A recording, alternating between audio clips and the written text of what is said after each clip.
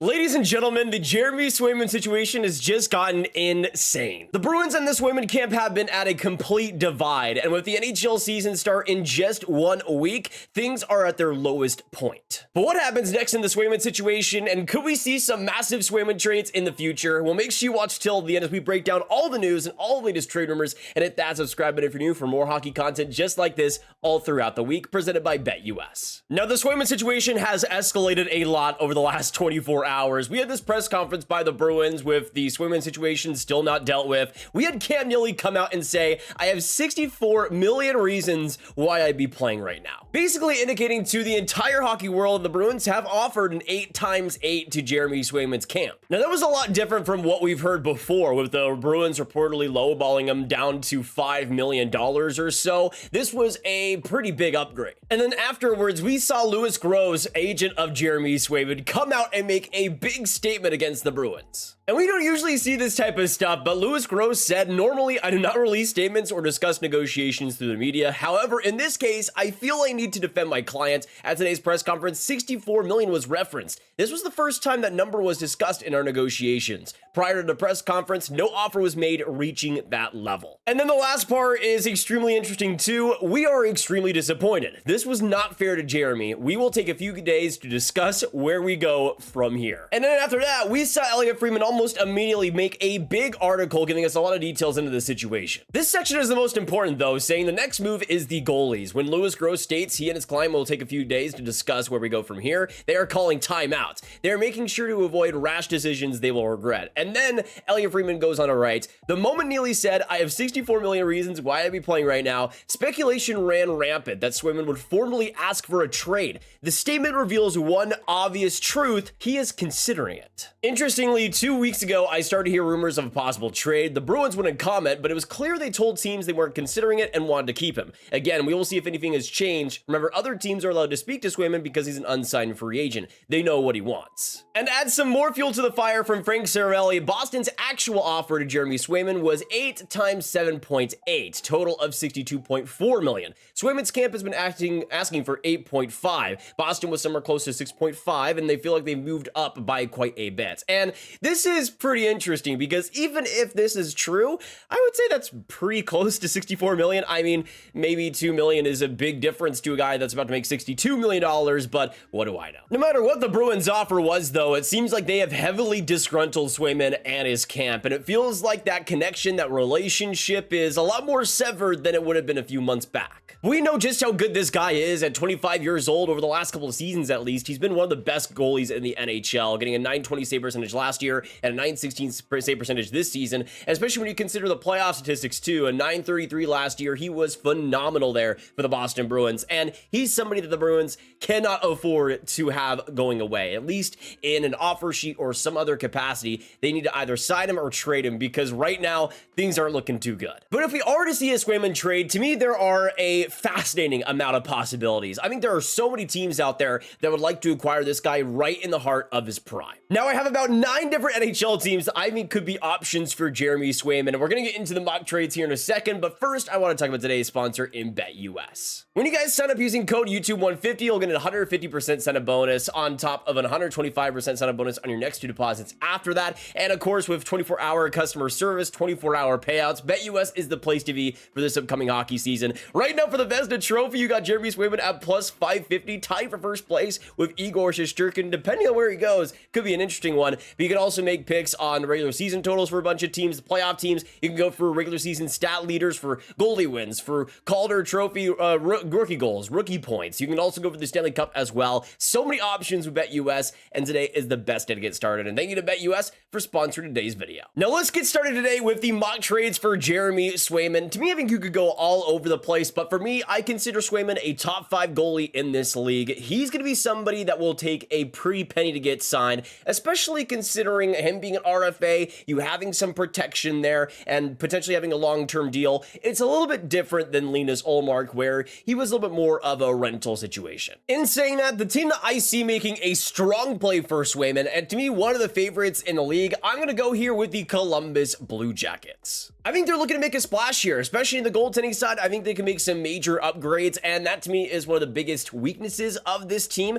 You got Elvis Merzlikins and then Neil Tarasov especially having some potential, but I think for the Blue Jackets, they want to take some big steps here. Getting a player like Swayman, especially with the age there, I think it would be perfect for this Columbus rebuild, and hopefully able to take some next steps if they do get this deal done. Now, especially for the Blue Jackets, I don't think there's any way here where they're able to give less than some other teams, mostly because of the goaltending options. I think no matter what, if we see a Swayman trade, an NHL goaltender will be going back to Boston. There's no way they want to have Korpisalo as the only NHL ready guy. They're going to have to bring in somebody there. So for my mock trade, obviously you're going to have Jeremy Swayman going to Columbus as the major part there, but to me, the only player going back to the Blue Jackets. In exchange, though, the Boston Bruins will end up getting Elvis Merzlikins at 25% retained. Right now, he's making 5.4, but with 25% retention, it's a little more palatable, but he's somebody that I don't think will be, this amazing starter for them, but I think could turn a page under the Boston system there. I also think Justin Danforth is going to be a part of this deal. He's really underrated, though, as a really fun, really grindy bottom six player. Even though he's a smaller guy, you could see what he was able to accomplish last season, getting 26 points, 10 goals in 71 games. I think the Bruins are going to be all over this guy. After that, I also see goaltending prospect Evan Gardner going the other way. He's definitely one of the Blue Jackets' best. Of course, as a 60th overall pick last year, he was one of the better goaltenders in last year's draft. I think he's somebody the Bruins will also be targeting, having a couple of really solid seasons in the WHL already, and this year I think is going to be having a fantastic one too. I also think defensive prospect Carson Kuhlmans is going to be going the other way. He's somebody that at 25th overall has been developing okay, but hasn't really been taking those next steps. He had a full, decent AHL season last year, playing 47 games, getting 12 points, but I think there's some bigger steps he could take, and I think the Bruins are going to be targeting him as well. And then after that, I have a 2025 first rounder, though this will be lottery protected, so would likely slide to 2026, because I don't think the Blue Jackets will be a playoff team quite yet, even if they trade for Swayman. But I think this checks a lot of boxes for the Bruins. They might not get the goaltender they want in a player like Merzlikins, but they get a decent player in Danforth, they get Evan Gardner, they get Carson Kuhlmans, they get some youth throughout the defense and the goaltending for the future. And I think for the Bruins as well, not just targeting an NHL goalie, I think they're also going to want to target some goalie prospects, and that will factor into some other mock trades later. But I think for Columbus, this makes a lot of sense. They're not really getting rid of any top prospect, but I think for the Bruins, they are going to want to go for some depth here. And I think especially in players like Danforth, they're going to love it. Evan Gardner could be solid in the future. And I think especially that first round pick, they're going to be wanting again a first rounder, I think, in this Swayman trade, unless they get a top goalie prospect. But this is what I see the trade mostly looking like. And I would say from the Bruins perspective, Merzlikins in a new situation could play a lot better. I think Carson Kuhlmans, especially as a right shot, 6'2" D, I think Boston's going to be all over that. So in terms of what the Bruins want in their organization, I think this checks a lot of boxes for them. Now going on to the second team that I could see being in the Swayman negotiations for a trade, to me, a team that makes a lot of sense here is the Utah Hockey Club. They've already gone out this offseason and made a ton of big moves on the defense, but they could so easily go and make a big move on the goaltending side to really bolster this team. Now, going through what the potential deal would look like, this is one of the rare ones where I could see another player going back to Utah. On top of Jeremy Swayman, I think Mark Kastelik would be somebody the Utah Hockey Club would target as this big physical player. He wouldn't be much for them, but could be some fourth line depth if they do need that, especially on the center position. But going back to the Bruins, this one is interesting, and it's probably one of the better NHL now offers, I would say. Going back to the Bees, I could easily see Connor Ingram being in this deal, and considering everything, especially his cap hit, I think it would be a pretty interesting deal for the Bruins to make. He's been really solid over these last couple of seasons, and I know save percentage in back-to-back years, but last year as a starter, one of the better goaltenders out there for Arizona. He's somebody I think could do quite well in the Bruins system and could easily be their starter instantly. I think on top of that, Alexander Kerfoot could also be an interesting piece, only making $3.5 million. He offensively, we know what he can do. 45 points last season, 32 assists. He's somebody I think the Bruins could really use for some wing depth, and even at center, if they want to put him in that position, he could easily play that as well. I also think for the goaltending prospect, Carson Muser makes a lot of sense. I don't know if Melker Thielen, he was another guy I was contemplating, would be a part of this deal, especially considering how many NHL pieces that Utah is already giving up. But Muser is somebody that is kind of underrated in the Utah pool. He was a sixth rounder back in 2023, but he's 6'4", 220 pounds, and right now he's going to Colorado College in the NCAA in his freshman season. But last year with Madison Caps, he put up a .905 save percentage in 32 games. Not too bad there. Obviously a major project, still being 19 years old, but he's somebody I think the Bruins would like to have, especially considering the size. And on top of that, of course, a 2025 first-round pick. You can make the case this isn't as prospect heavy as the Blue Jackets offer, but it just depends on what the Bruins want. Do they want to get another NHL piece on top of their goaltender? And in this case, I think also the goaltender is better than Merzlikins and Connor Ingram, at least if he continues what he was able to do last season. He's somebody I think is incredibly underrated in this league, and considering the Bruins' lack of leverage, I think this is about as good of a deal as they could get. But I think Utah especially is going to be one of the more desperate teams for Swayman, because even though Ingram will be a great goaltender still if they keep him, I think they're willing to make some major upgrades here to be a playoff team. I think they really want to impress in their first season, really want to start out in Utah at the perfect level they can. And I think getting a player like Swayman, especially at his age, he's younger than Ingram, would be crazy and would be an even bigger deal. To me, I've already seen them as a playoff team, but with Swayman, they're right up there for me. Now on to the next team that I could see being in the Swayman sweepstakes. This is not a team that I see mentioned a lot, but to me, I think Minnesota can make a lot of sense. I think Swayman would be the perfect upgrade for the Wild, and he's somebody that I think could bring some stability on the net side, which I think is incredibly important to them. But I think they also have a goaltender that could match that type of play for the Bruins. And this is one of the more unorthodox mock trades I would say so far, but it definitely leans towards the NHL ready side. Going back to the Boston Bruins, I see Philip Gustafsson, who I think would be a pretty interesting addition. He's somebody that's kind of gone back and forth over these last couple of years, going from a .931 save percentage in 39 games to an .899 save percentage in 45 games. I think we see him more so in the middle long term, around the .915 level, which I think for the Bruins would be pretty great to have. He's somebody that I think, considering his age though, would be really enticing for the Bruins, and I could absolutely see them being at the top of their leaderboard in terms of goalies that they want. On top of that, I also see Freddie Gaudreau being a really seamless fit into that Bruins roster. He's somebody that can play all forward positions, could play center, could play right wing, but he's somebody that I think a lot of GMs really like the play style, the hard work that he puts in. He's somebody that's been also back and forth in his offensive production, but just a couple of seasons ago had 44 points in 76 games. He's somebody that I think could be pretty valuable for the Bruins, especially on the wing if they want to add some depth in that middle six, and he's somebody I think they're also going to really like. And on top of that, for picks, I see the Wild giving up a 2025 first and a 2026 third rounder. So less prospect focused, but I think for the Wild, this could make a lot of sense, getting an upgrade, at least a more consistent goaltender than Gustafsson in Jeremy Swayman. But I feel like also not giving up a top prospect would be the priority for the Wild. But I think also Freddie Gaudreau would be somebody that the Bruins would really like. Alex Kerfoot, I think, could be a fun fit, but I think for what the Bruins really love in their middle six, Gaudreau ticks all the boxes there. I think he's somebody that the Bruins would love to have as well. I think for the Wild, if they have to give him more opportunity to Liam Ogren or Marek Kuzadinov or Marco Rossi, they're fine with that. I think they're kind of going in a more youthful direction, and trading Gaudreau, trading Gustafsson for Swayman accomplishes that. The only thing is that the Wild have about $1 million in cap space right now, so you subtract Gustafsson and Gaudreau's deal, you still have a few million there that you need to have if a Swayman wants a $10 million type deal. But let's say it's more for $9 million. I think for the Wild, they might only have to trade a Marcus Johansson, which I think could be pretty easily done. So I think for the Wild, even though they might have some troubles with the cap space, making it all work, I think that risk is worth it for them. Another team that I could see in the race here, especially if they want to make some major upgrades for the now, is the Detroit Red Wings. Now, there is so many factors here. You got to consider their prospect pool already, where they have Trey Augustine, Sebastian, and Kosa. Would they be willing to trade either of those two guys? Or willing to bring in a 25-year-old goaltender when they have both of those players there? But considering Detroit's position goaltending rise right now, how much I think this next season could be a make or break season for them to finally make the playoffs, I think they could be heavily interested in Swayman. And really the only thing holding it back is, of course, the Atlantic Division share between the Bruins and the Wings.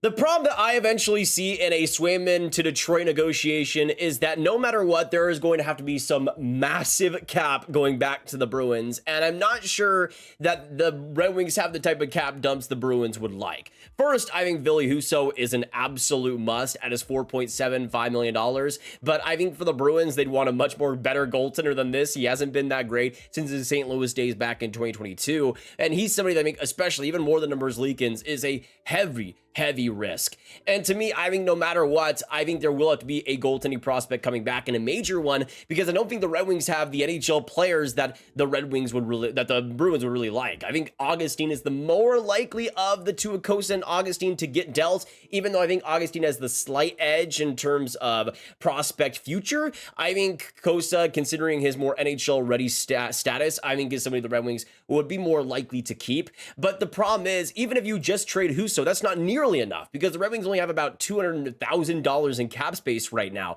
So you'd have to have another major cap dump, like an Andrew Kopp or a Michael Rasmussen, or maybe even more than a Justin Hall. There are options here for Detroit, but all of these guys, I think, are kind of maybe subpar for the Bruins. Maybe Rasmussen is somebody the Bruins would like to have, but I think even with that deal being dealt, you're cutting it very close cap space wise. And I think even if the Red Wings are able to entice the Bruins to want to trade Swayman there's so many complications that I just find it hard to believe it'll actually happen. Especially when you consider the Red Wings have this great future goaltending wise, where I don't think they should have to trade an Augustine or should have to trade a Cossa. I would like to see Swayman on the Red Wings. It would be a ton of fun, but I think for Detroit, it makes more sense to kind of get more of a stopgap. If Cam Talbot can be that, then that would be incredible. I don't think that's going to end up happening, but I think Swayman's too much of a long-term goaltender, a guy you'll keep for another decade to have on this Red Wings roster.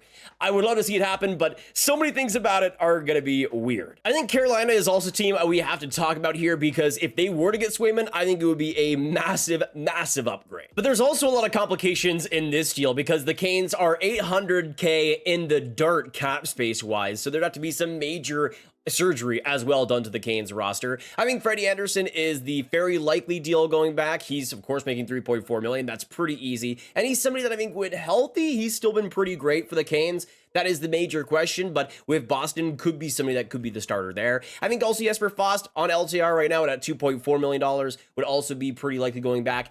And you'd also have to have like a Jesperi Kotkaniemi. And this is where I think the big problem lies, is that I don't think the Bruins would want to bring on a player like Kotkaniemi. I don't think he would really interest them. He's making $4.8 million, long-term deal. It's a heavy commitment. And even though I think the Canes are a perfect fit for Swayman himself, I just think the cap space and how much the Canes have already built themselves this offseason and signed themselves into a hole this offseason, they're in a position where I don't know if they can actually make a deal happen in the first place. Another team similar in position to the Carolina Hurricanes is the Vegas Golden Knights. They're right now $3.6 million in the whole cap space wise, and they would have to make a meme trade to make this happen. Adin Hill would be automatically gone at his $4.9 million cap bid. He's somebody I think for the Bruins would be really interesting. Of course, winning the Stanley Cup with Vegas back in 2023. He's somebody that had a pretty solid season though, not horrible after that Stanley Cup hangover. So that's something that could carry over to the Bruins system. But after that, I mean, that's just almost getting to the cap floor, is trading Adin Hill's contract. You might have $1.5 million or so spare or change, but obviously not enough to sign Swayman. Really, the only one that works if you're going to trade one contract is Mark Stone, which would be hilarious. We know Vegas loves to trade players no matter what position they might be in, but that's really the only situation I see where Vegas is able to make a contract happen and able to bring on Swayman for what he wants. Maybe they trade like I don't even know, Shea Theodore and another top piece on top of that somehow, but I just think it's too complicated, man. I mean, Vegas has done crazier things before, but this would be even more extra. I do want to mention Chicago, though, in this tier, because I think age-wise, Swayman could possibly fit for them. He's 25 years old, turning 26 in November. He's not old by any means, and if Chicago wants to maybe skip a little bit in their rebuild process, Swayman would be fascinating. They have a decent goaltending tandem coming up in Drew Commesso and Adam Gajan, but I think both of those guys are going to be solid, but not extraordinary starters of the next level. And I think that's the major problem here for Chicago, is that you also look at their NHL tandem too, and would Mrazek be the guy going back to the Bruins? He had a really underrated year last season, getting a .908 save percentage of 86 games, but can you rely on Mrazek to duplicate that and replicate a season? I don't think you really can. He's never been that type of goaltender, always been a streaky guy. And I think for the Bruins, that is the biggest hurdle there, is they'd want to get some type of starter, I think, in a Swayman trade. and I don't think they get that with Chicago. But those are some of the teams that I could see being in the Swayman trade talks. Let me know down below what you guys think about my mock trades, what you agree, what you disagree with, and the teams that I mentioned. Were there any teams that you think could be going in on Swayman that I didn't mention here? Do you think your favorite team could be on Swayman? Let me know all your thoughts down below. Of course, make sure you hit that like button, hit that subscribe button, hit that notification bell if you haven't already, and share a video with all the hockey fans you guys know online, and click on this card for all of my trade content right in one playlist. I will see you guys in the next one. I hope you have a fantastic hockey day, and goodbye.